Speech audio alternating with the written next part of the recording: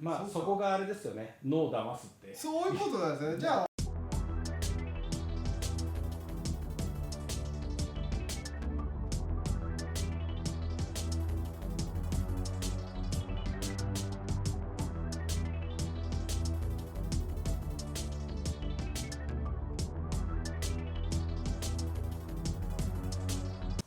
ドライブの時に、はい、ドライブっていうか、まあ、ボールが結構重たい人、そして軽い人がいるじゃないですか。強い人はなんか結構やっぱボールが重いって感じるんですけど、その原理って何なんだろうなっていう。まあ一番まず単純に重い軽いを最初に理解できる状態を、考えると、下回転と上回転とでちょっと比較したら分かりやすいかなと思うんですよ。これ僕ここでフォア打ちするんで、普通にバックで受けて、バックで、はい、この球は何の抵抗もなく返せるんで、この球を基準にすると分かりやすいかなと思うんですよ。はい、じゃあ今度は下回転のサーブ出してもらっていいですか。これってもっと長く深い、手で、これは当然打ち返せない、でもこれが下回転だから打てないってみんな思ってるんだけど、解釈を変えるんですよ。下回転じゃなくてもネットに引っかかることってありますよね。ありますね。それは下回転だったか上回転だったかじゃなくて、前に運べる球だったか否かって考えた方がいいんですよ。なるほどなるほど。そうすると、じゃあ上回転ちょっと出してもらっていいですか。上回転、これは何にもしなくても運べますよね。そうですね、簡単ですよね。そうだけど下回転は同じことしたら運べないんですよ。そして反射が前ではなくて下方向に下降してるから、この球が重いっていうふうに理解するっていう話なんですよ。そうですね、確かに確かに。それで重ってなりますね。カット切れてる、この人のカット重い。そうで、今度下回転出してもいいですか。そう、重いから力を使って運んであげるっていうふうに考えると適量の筋力も使えるし、重かったから前に進まなかったんだ、じゃあ重いんだから力を加えて前に進めればコートに入るんじゃないか。でこれで重い軽いで基準はあったわけだから、今のが重いんだったら基準は軽かったって考える。でそれがまず最初の定義になると分かりやすいんじゃないかなと思います。そうするとドライブが重いっていうのはどういうことかって話になりますよね。それはじゃあ今度上回転ね。上回転、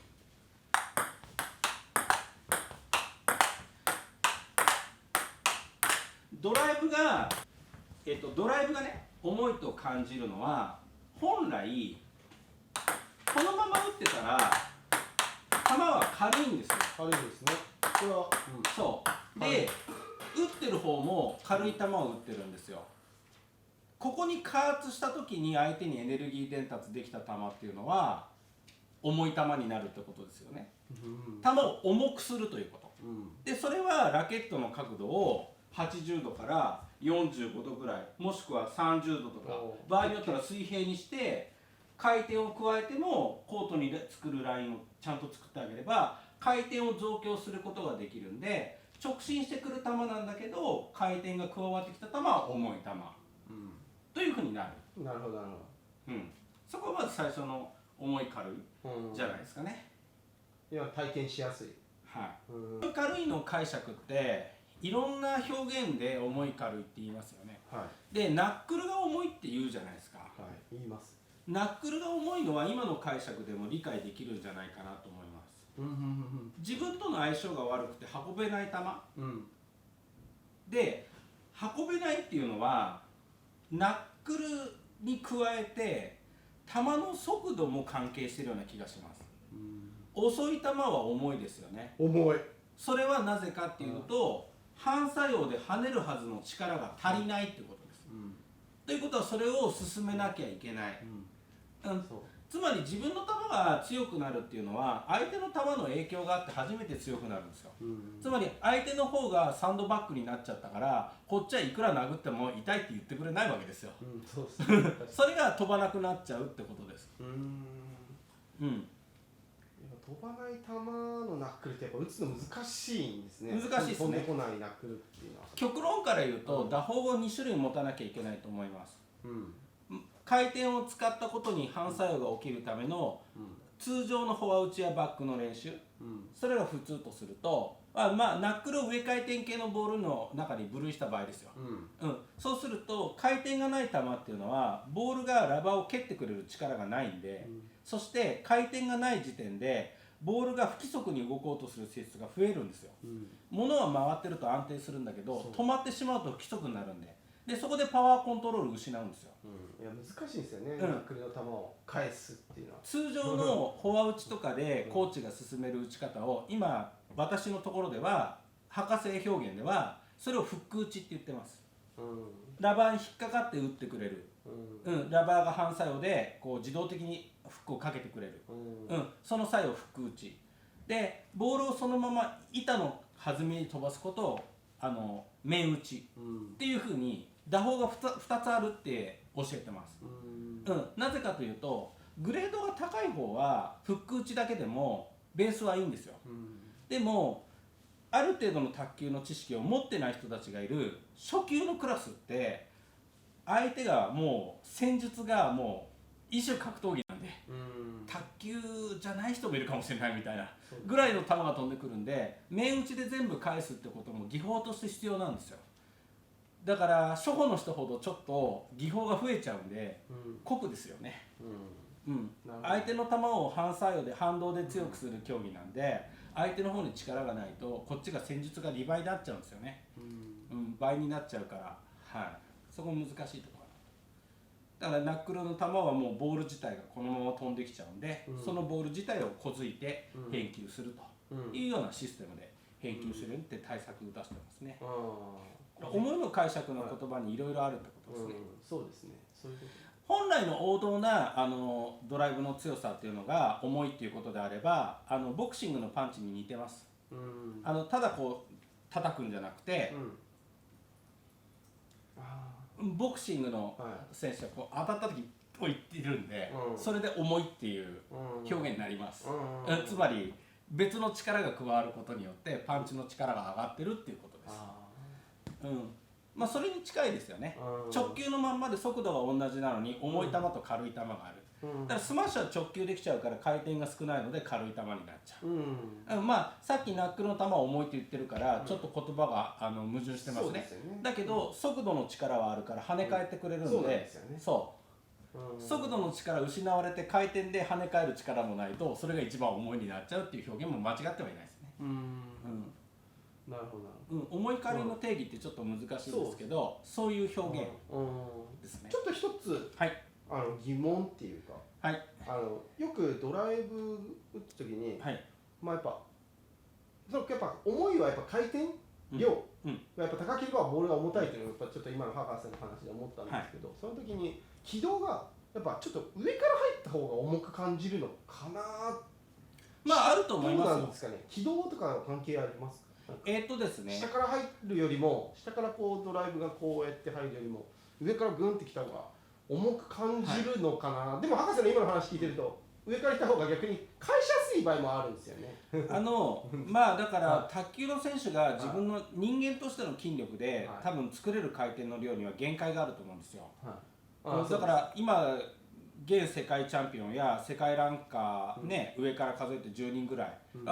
それ以下の人でも強いと思いますけど、その人たちが作れる回転の量ははるかに我々は作れませんよ。でもそれは限界点はあると思うんです、でそういった球をこう強い回転っていうのは上限が決まってるっていうふうに考えるとある一定以上にはなってないから、ボールの回転量が多いか少ないかってことで重いか軽いかっていうことではないような気がしてます。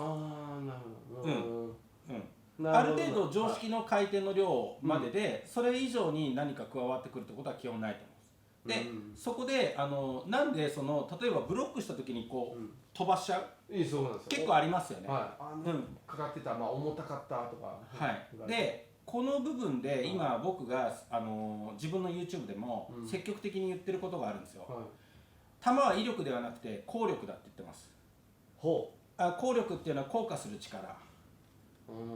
効果する力に威力が必ずしも必要ではないんですよ。回転の量が威力だとすると、速度の力が威力だとすると、遅いし回転もない球が効力がないか、さっきナックルの遅い球は受けづらい、つまり効力はあるんですよ。でそういうふうにまず考えるんです。で自分の力は散々トレーニングして頑張ってきたんだけど、じゃあ今日までできてたやつ明日になったら倍ぐらいの力になるかって、それはちょっと難しいですよね。それはもともとあったとすれば潜在能力があったんですよ。そういうふうに考えるしかないじゃないですか。でそうするとどうしてそんなにブロックした時に球飛ばすのかっていうことなんだけど、それはラケットが止まっていると回転の量が少なくても上に飛ぶんですよ。そうですね。これってちょっとフォア打ちの球出してもらっていいですか。ラケット止めとけば上に飛ぶんですよ。まあそうですね。いいですか。ラケット止めとけば上に飛ぶんですよ。まあそうですね。これの過剰な状態がドーンといってることなんですよ。でドライブを受けるときに高さのある球って、やってみましょうか。高さの聞こえてください。そうドライブ見た方がいいです。そう、ループがいいね。ループ。そう、これいいね。そう、これ。高さのある球っていうのは慎重に球が捉えられるんで、重心も立っちゃうし、ラケットも固めちゃうんですよ。そうですね。こうですね。コツとしては。そう、それがきちんと止める方法なんだけど、自分が身構えて体が硬直すると相手のラバーのボールの回転の影響を自分のラバーがしっかりと受けちゃうんですよ。だからゆっくりかけて浅い球で待ち時間が長い球とかっていうのは食らうんですよ。危険なんですね。よりこうやっちゃいけないってことです。だから本当は浅い球って本当は出しちゃいけないんだけど、ループを浅くすると効くって言ってる方がいますよね。私もそう思ってます。あれって結構相手の選手がお尻立ちしてて前に手が出なくて、でここのとこ行っちゃったって言ってこうやってラケットが固まってピョンってやってるみたいな。いや多いですね。非常に多いです。まあだから適材適所で合う相手はもうその球嫌がってんだから、セオリーのいい悪いはちょっと置いといて、効く球は効力あるわけですから、少なからず全般には効かないっていう理論があったとしても、その人には効くんだからやればいいんじゃないかなと。そうですね。それで試合に勝ちにつながる。それをひたすらやり続けるんですよ。効力のポイントを見つけられるかどうかが、結局勝利できるかどうかなんで。速度力がついてる本質的なドライブの強さっていうのは打ってみて返すのに結構パワーが必要だっていうのももちろんあるんだけど、その前に直進的に飛んでくる球っていうのは速度っていうのは結構人間って耐えられるんで、意外と前にはいることできるんですよ。だけど中心ぐらいまで下がってくると球の変化に気づいてきて、その球についていこうと思った時に落差があるとボールってさばけなくなるんで、そうですね。だから下がって拾わなきゃいけなくなると先手が打てなくなってどんどん圧力でやられちゃう。そうですね。どんどん下がっていく。だから前にいて捕まえやすいはずなのに、それでも球の反射角度が変化を感じさせるとか、圧迫を作れるとかっていう選手がいたとすれば、それは本当の力じゃないかなって僕は思いますね。本当に強い、本当に上級者の球の質。そうですね。ループドライブの強さもそういう異質の強さがあるって考えてもらっていいと思いますね。ドライブを一つ覚える、例えばスピードドライブ、ループドライブを覚えても使い方知らないと結果が出ないから、ドライブのやり方分かったら使い方を想像して練習するっていうふうに切り替えるとぐっとテクニックレベル上がってくると思うんで、そこは大切にしてほしいなと思ってますね。ちょっと今重いとドライブでちょっと重いの話だったんですけど、どうしようかな。お手本プレーってどういう感じで見せると分かりやすいですか。今みたいな重い球、重かったっす今。浅く回転ループみたいなループでも重くできるよってことなんですよ。重い回転の量が、回転の量と、見た目の錯覚で、こう降りてくるボールってしっかり見ちゃうから、止まっちゃうんですよね。そうですね。今だからこうなっちゃって、もう博士の言った通りの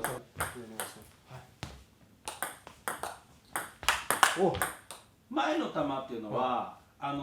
かなりのパンチ力がないと、やっぱり重さを感じさせるのが、まあ実感で触った時重いなと思うかもしれないけど、今のは確かに勢い帰っちゃいました、勝手に。そうそれは後ろから前の速度力にはついてこれるんですよね。意外とそうなんですよね。ある程度そっちの方が嫌なんですね、確かに。そう確か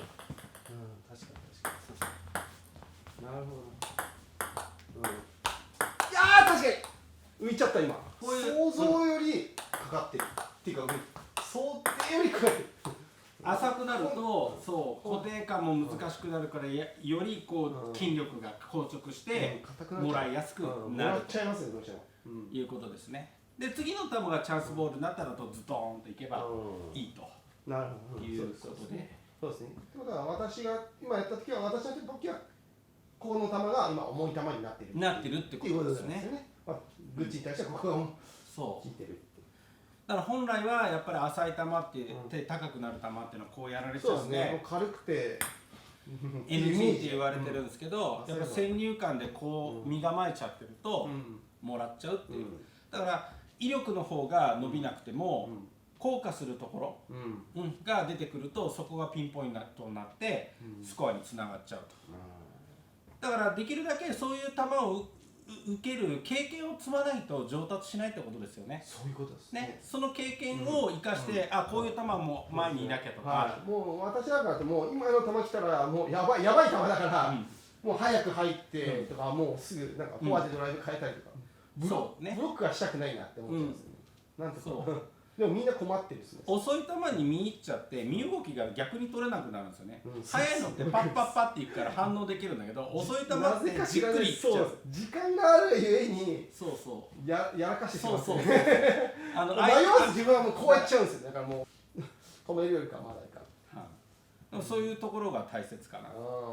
だから自分もテクニック作りながら、それで嫌になってる相手が嫌な気持ちの根拠は何って探ると、自分の構え方も上手くなるんで、今そこは大事かなと思ってますね。ちょっと私も重い球出していいですか。博士にちょっと次じゃない、ちょっと重い球、同じようにやって重い球いきます。これ一番やばい球ですよね。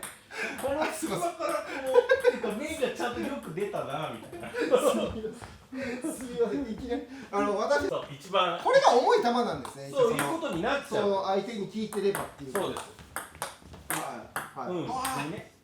夫です。博士の場合は深く送ったら今返されちゃったんで、じゃあやっぱ浅いやつがこういうのが嫌ですね。これへっきり腰になってるやつはもう絶対やらかすんで。で、ドンって打つのはやっぱ力ある人じゃないとちょっと力っていうかレベルちょっと高めの相手の選手を下げないから使うって考えた方がいいと思います。なるほどなるほど。下げれば浅い球も効くでしょ。そうですね、そうですね。例えば突きとかの強弱にも含めても、だからスマッシュを打つのと同じようなイメージですよね。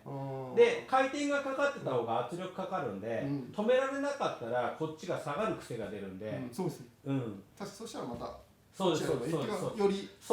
りこっちが重く感じ、重い球だと思う。そういうことです。だから思い違いっていうことも出てきちゃうから、こっちをどういう印象を作ったかで、裏で生きてくるものが出てくるんで、まあそこがあれですよね、脳を騙すって。そういうことなんですね。じゃあ、そうなんですね。じゃあ重いドライブのこういう打ち方したら確実に重いドライブっていう正解はないんですね。正解っていうか。だから上限回転の量っていうことで言ってしまうと上限はある程度決まるってことです。そういうことですね。そう。だからプロ選手であっても出せる球の回転の量には限界はあると思うので、だからその選手を基準にって考えるということで、私よりもあの人の方が回転多いじゃないかとかそういう話じゃないです。それを持ち出しちゃったら、やっぱでも重い球イコール回転が強い球みたいな感じのざっくりとしたものがなんとなくあるんで。でもナックルは何なんだっていう話が重いナックルは何なんだっていう話もあるし、ちゃんと答え出てなかったそうですよね。非常に面白いですね。今効力という言葉を僕が使い始めたんですよ。これも卓球界であんまり使わない言葉です。そうですね。もう自分も全然分か効力っていうことを使い出したらだいぶいろんなことが説明できるようになったんで、効果をなす力と威力は別だっていうこと。だから威力が効力になるってことはもともと単純にあるから、初歩の選手は威力をちゃんと求めてほしいと思います。大体はその感覚でみんないると思うんですけど、重い球出すとか威力。でもある一定までいくと、サーブなんかは分かりやすいですよね。サービスエースが取れてるうちは威力が効力になってるってことだから。そういうことですね。でもたまに慣れると切れてなくてもっていう。そうそう。でそれが慣れてきちゃうと帰ってきちゃうじゃないですか。帰ってきます。ということは効力がどんどん薄れてきてるってことなので、回転の力だけでは押し切れないってことに早く気がつかないと。そうですね。だから聞いてるのはまあ1ゲーム目だけとか。で分かってきたら、そう分かってきたらもうその回転の力は使わずともスコアを取るっていうトリックにも気がついてくる。まあそうですね。こう脳を騙す系っていうか、そうですコースとか。そうですっていう。そっち側にテーマを早く切り替えられると上達は早いような気がします。いやすごい。確かにそうですね。もういや本当に正論だと思います。これも重いっていうの、これも重いっていうな、重い。そうですね。強い人にはみんな重いって言ってるような気するんしなみたいな。物理とつなげていくと、まあそういうお話になりますね。はい。ありがとうございます。はい。どうもありがとうございます。